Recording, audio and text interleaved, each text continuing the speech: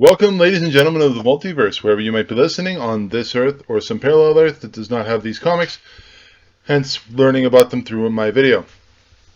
My name is Rogue Convoy, and this is week 3 of Ultimate Mayhem. Last week on this very channel, we covered Daredevil's Born Again, a good little pick-me-up tale if you're having a rough week, having a rough month, having a rough year, even though we're only a month into it, and you'll realize that your life is much better because of it. Tonight, we're going to cover one of my very favorite stories, one of my passion projects, something that even I enjoy, and I've read in multiple times, in Nth Metal. So a couple years ago, I picked this up. I didn't really even know this existed at that point in time. I was curious when I saw it, and I personally fell in love with the idea of the characters. Everyone knows that Batman is such an iconic character, and to have evil Batman running around, it just completely drew me in. So I also at that point had started hunting for the 26 issues that will be in the description below, giving you a reading order per se. And I also have some of the pop figures that go with it, and 3 of the deluxe toys. There's several of them, obviously for each Dark Knight and characters within the stories, but that seems to be the big thing. So to give you a little bit of history here, Nth Metal was introduced and announced at the Fan Expo in Dallas in 2017. This brought back together Scott Snyder and Greg Capullo. As most people will know, that they had quite a successful run as the two, and they collaborated with the New 52 Batman run. So this event itself is a culmination of 4 separate events throughout DC's multiverse coming together and finishing off.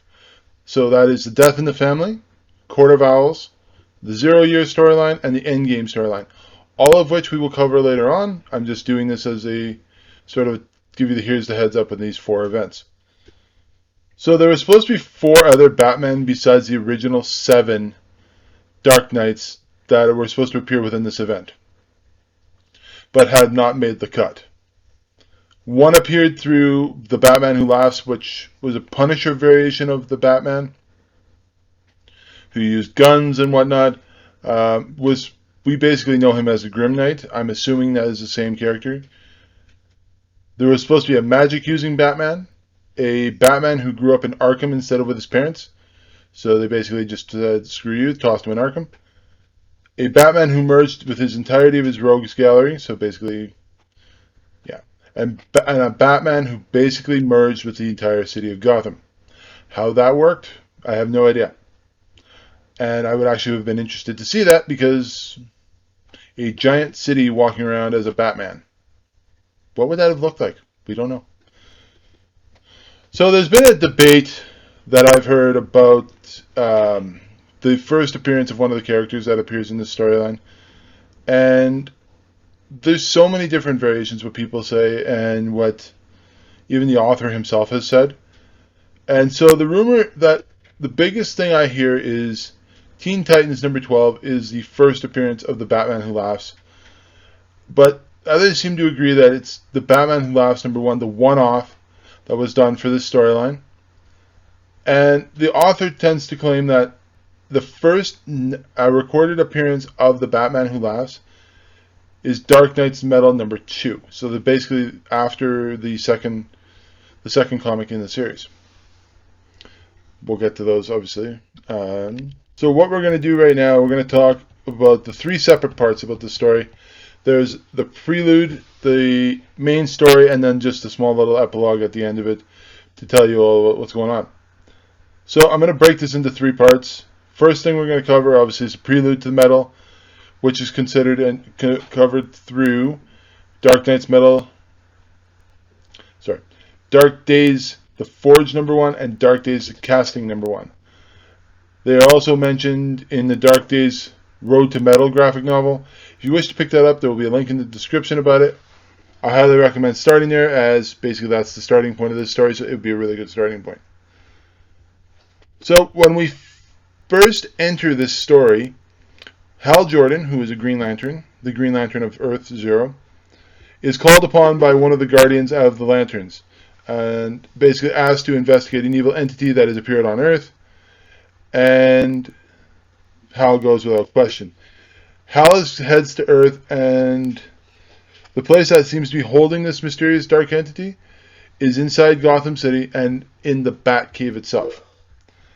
There he meets Duke Thomas, the gentleman basically left behind by Batman, as Batman is hunting Nth Metal, the stuff that Paul's mace is made out of, and the stuff that allows basically Shiara and Carter to fly. And the two basically go through the Batcave trying to figure out what he's even talking about. And they come to the realization they find a hidden room where the Joker is being kept.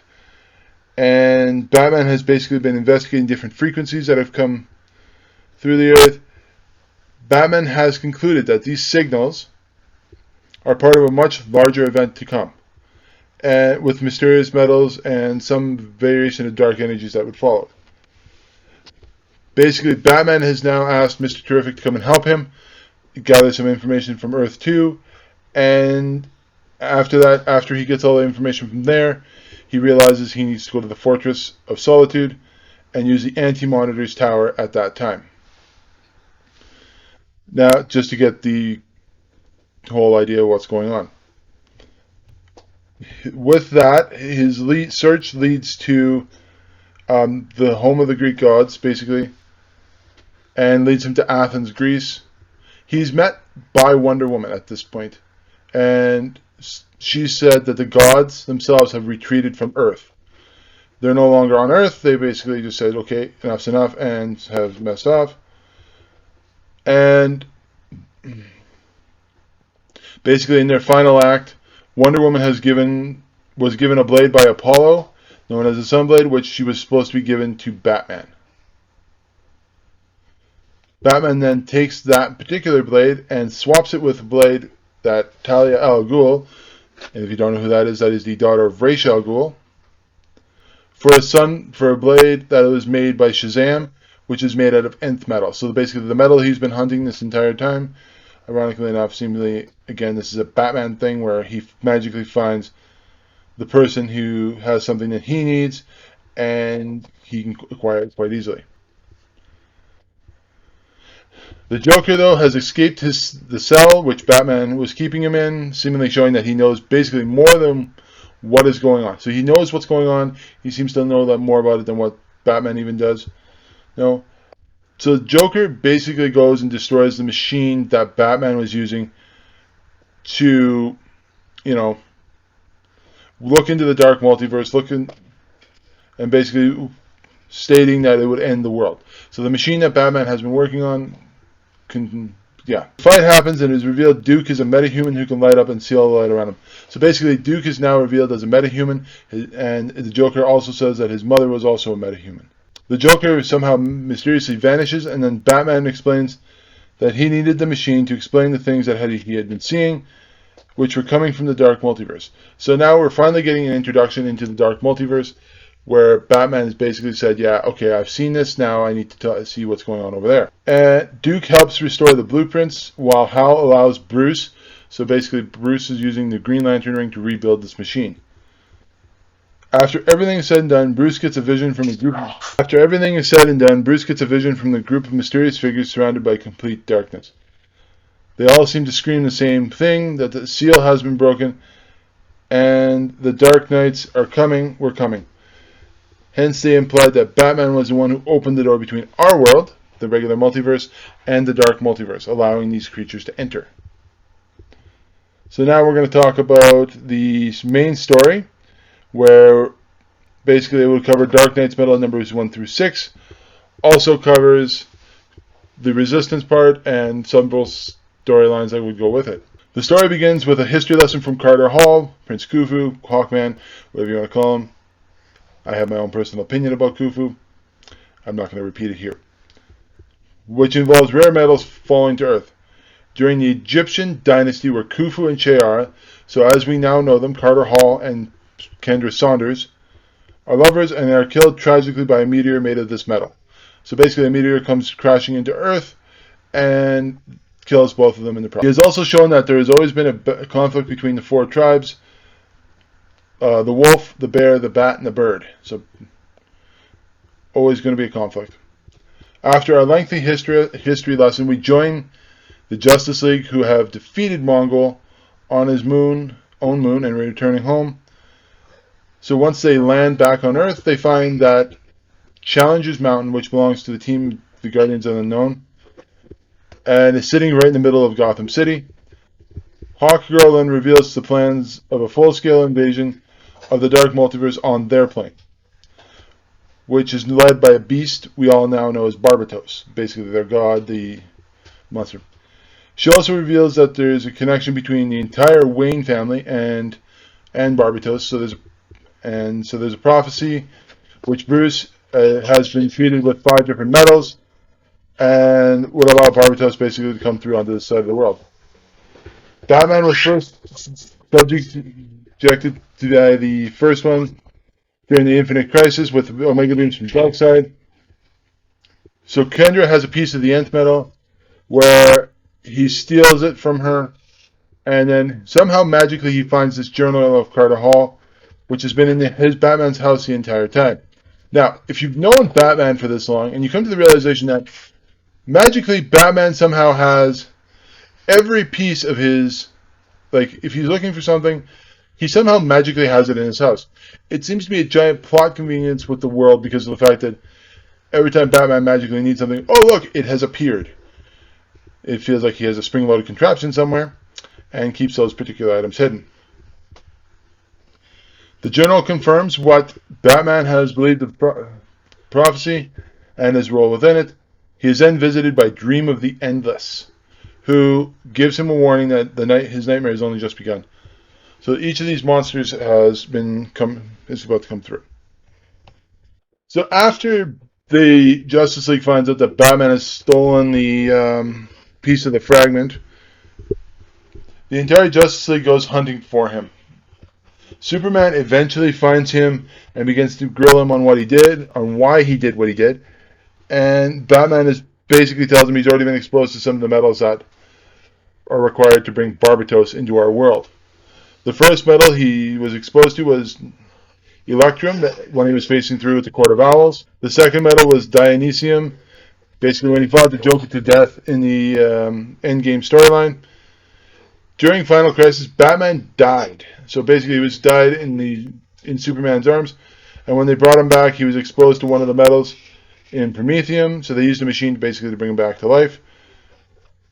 After he had gazed through the Dark Multiverse on his own machine, he was exposed to the fourth metal, which was the Nth Metal.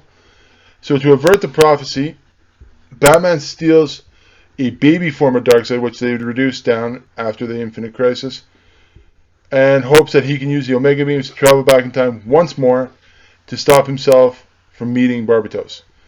So basically he's going to try to do a flash move and see where that goes. Also, if you've ever seen Legends of Tomorrow, you know this is a bad idea because Constantine went up to try to kick his own dad in the nuts at one point, and it realized that it would create a paradox in the world. So I don't know why Batman thought this is the idea, but hey, he goes with it. So at that point, the world's greatest detective is tricked by the court, exposing him to the final metal, which is known as Batmantium, and releases Barbatos and the 7 evil versions of himself into the world. So once Batman goes missing, Superman heads to the Fortress of Solitude. That is where, in first time, he encounters the evil Batman and the leader Barbatos, which they are collectively known as the Dark Knights.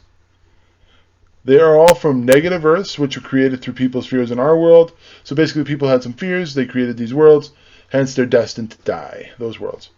And so these Dark Knights, all 7 of them, were recruited by the beast Barbatos, who promised them that he could save their worlds.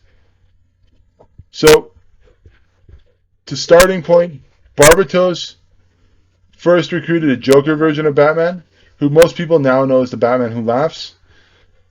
And basically, if you ever want to read that, I will include a link as well for the comic. And then he recruited, basically, so Barbatos said, okay, now I've done you go get the others. And the Joker Batman, or Batman Who Laughs, goes and gets the other 6 Batmen who had altered themselves in some way, gaining abilities. So, for example, like Red Death, who is the Batman who took the Batmobile, the Speed Force treadmill, and the Flash, strapped it to the front of the Batmobile, and drove it into the Speed Force, hence creating a new version of the Flash, which is known as Red Death. There's a female version of Bruce Wayne called Bryce Wayne. She was basically modified herself to fight Aquaman underwater. She's known as the Drowned Batman, giving herself a bunch of mechanical stuff to basically allow her to breathe underwater. And basically because of the fact that Aquawoman killed her version of Selena Kyle. There's a Green Lantern Batman who has the ability to kill with his ring. He's the only one in history that has been allowed to do that, known as the Dawnbreaker. He basically overpowered the will of the ring and just continued to push forward. There's a cyborg version of Batman where the computer believed that the only thing that is the greatest threat to Bruce Wayne is Bruce Wayne himself. So basically he took his brain and moved it into a computer body to help protect him for all time. And then there's a Batman who has the helmet of a god and uses it in fear, known as the Merciless. He basically put this helmet on after he knocked it off of Ares' head, killing Ares because he believed he killed Wonder Woman of that Earth. Once Batman finds out that Diana is still alive, he really does not want to give up the power of the helmet, so he ends up killing his own Diana in the process. And on Earth -1, there is a Doomsday version of Batman known as the Devastator. He basically injected himself with a version of the Doomsday virus, and because Superman was basically killing people for no reason. At that point, I needed an edge against him. He had a kryptonite spear, but that was only deployed to distract Superman until such time as he can eject the virus. Superman, though, is so basically after all that, Superman is fighting them, trying to fight them. He's losing the battle, so Dr. Fate appears and takes him away from that area. So Dr. Fate then takes him to where the Resistance has been hiding. So the people that are still involved, people who want to protect each other, and those who are still connected to the metal. So like Dr. Fate, Steel, and Plastic Man's Egg. During the process of all this, the Dark Knights have begun taking over major cities throughout the states and throughout the world. So Red Death obviously went after his own city, which is Central City. The Drowned went to Amnesty Bay. This one confused me a little bit because I'm like, well, he's getting the short end of some stick there. And the Murder Machine went after Detroit. Gotham fell to the Batman Who Laughs. Obviously, that would make sense.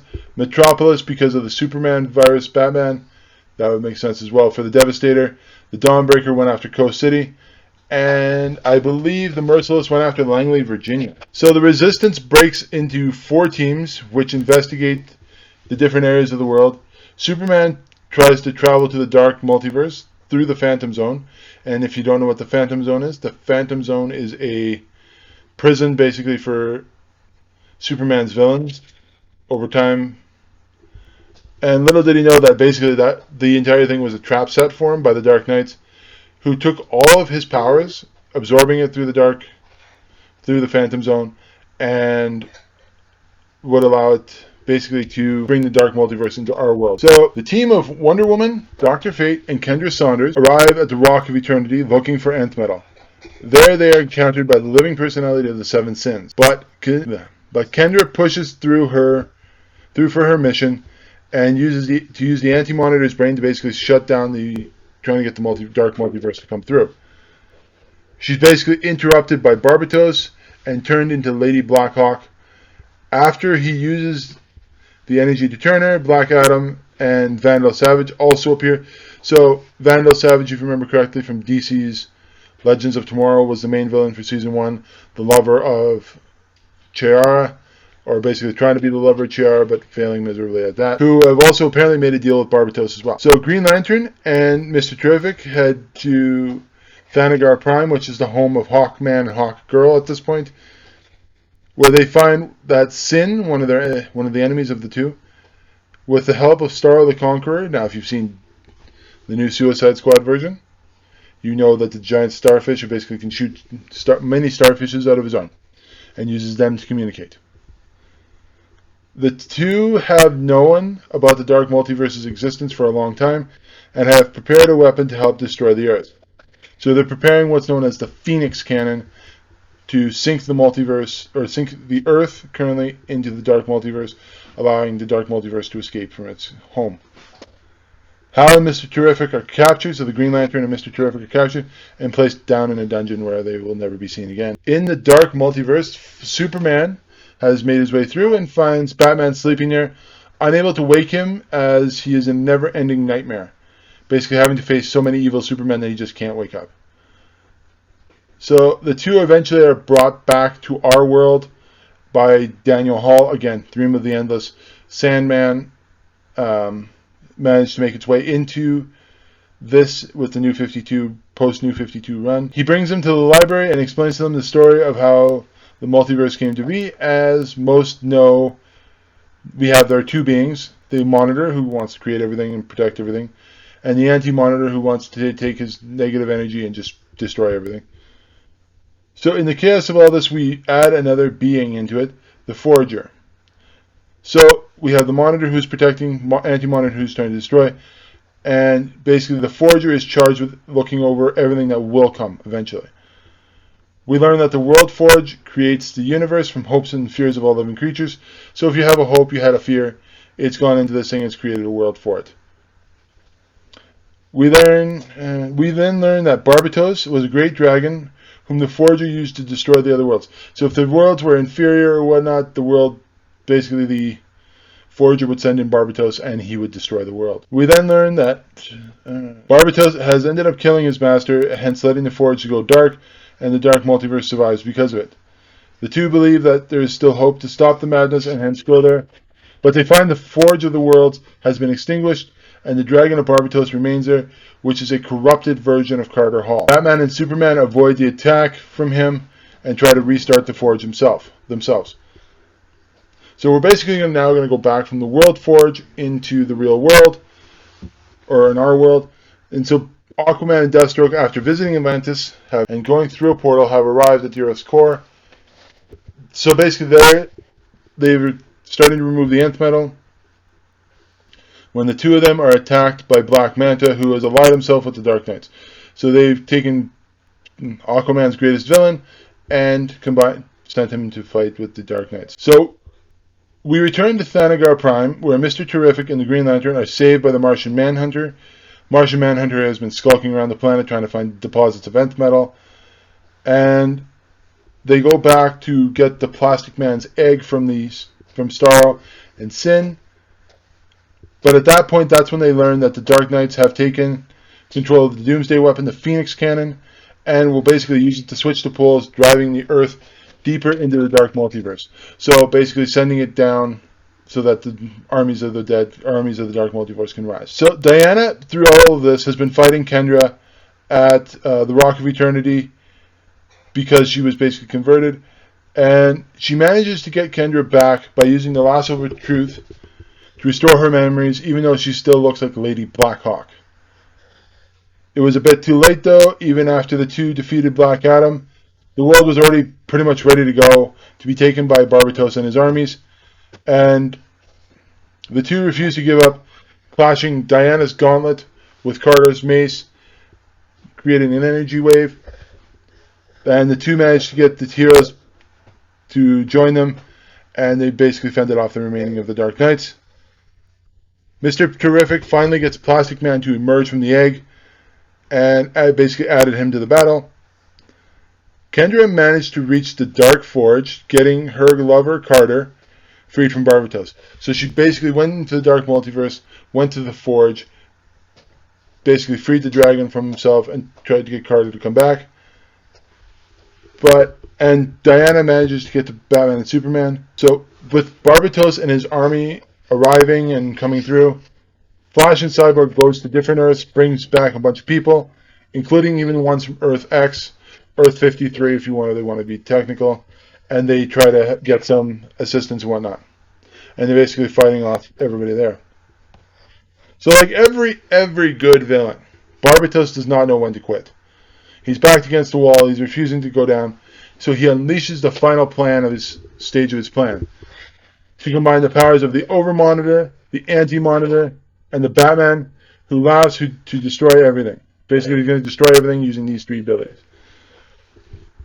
There happens to be basically Batman and Joker show up. They foil his plan, and while the Justice League takes out the rest of the Dark Knights, Hawkgirl manages to get Barbatos defeated, and the Overmonitor explains how all beings have Nth Metal within them. So basically, all of us have a little bit of piece of this metal within us. The Justice League uses that information to save the Earth, and the Overmonitor takes Barbatos, leaves him at the bottom of the Dark Multiverse, watching the Forge create new worlds as it burned bright. So basically, he's chains Barbatos to the bottom of the Dark Multiverse and lets the World Forge continue to do its thing. So, at this point, we have reached the aftermath of the events. So basically, we're now at the final stages of, we've talked about the story, we've talked about the prelude, now we're here. The Justice League has a gala after they defeated Barbatos and the Dark Knights. So basically, after they have defeated the Dark Knights and whatnot, they have a party. And Carter, though, does not attend the party. He's basically staying on Black Hawk Island and writing in his journal about things that have happened, things that will happen, things that are going to come. The team knows about the break in the source wall. So there's a wall protecting the worlds, and they know that source code isn't behind this wall.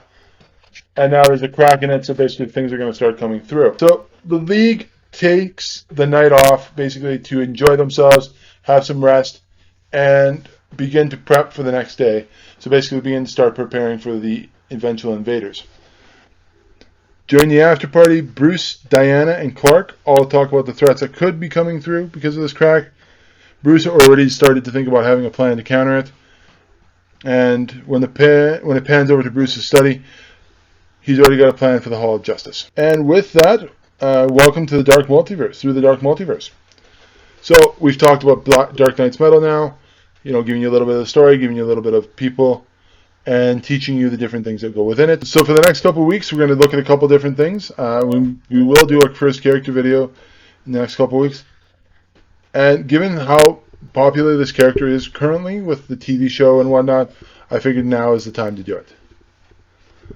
So I'm also going to plug here, me and my friend, we're going to have a podcast coming, and we're going to call it the Contest of Champions. Now you're going to say to yourself, yes, that should be Contest of Champions, but no, we're going to do something else here. Starting on February 15th, we're going to take two characters, we're going to battle them against each other, see the strengths, see the weaknesses, see a little bit of the history, answer some questions, and then we are going to let you decide the fate of those characters. And basically whoever wins and loser will get some variation of, we'll have to sort it out. Now there's also, so for any other people who want to continue reading this, there's also a sequel of this series called Dark Knight's Death Metal, sorry. And we're also going to cover that later on. Till that point, let the multiverse be your guide. Let it guide you wherever it may be. And we will see you next time. I am Rogue Convoy. This is Dark Knight's Metal Ultimate Mayhem Edition.